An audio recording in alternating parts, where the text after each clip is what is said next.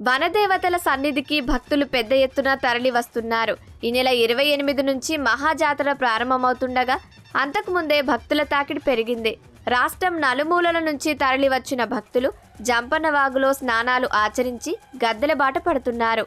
బంగారాన్ని కానుకగా సమర్పించి ముందస్తు మొక్కులు చెల్లించుకుంటున్నారు.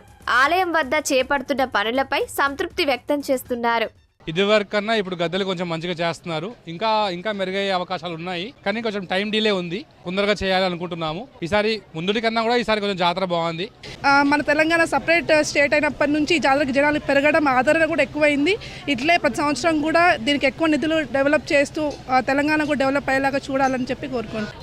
చాలా బాగుంది. అసలు అమ్మవారిని మొక్కుకున్నప్పటి చాలా బాగా జరుగుతుంది. అందుకని మేము వచ్చామండి. మా బాబాయ్తో కూడా ఇచ్చాము బంగారం, అందుకనే వచ్చి మొక్కులపై చెప్పేసి ఉన్నాము. జాతర ఇప్పుడు జాతర ఇంకా జనం పెరిగారు. ఇంకా నెల ఉండగానే ఇంతమంది ఉన్నారంటే ఇంకా అసలు జాతర టైం కరెక్ట్గా వస్తే మనం ఫ్లోటింగ్ తట్టుకోలేము.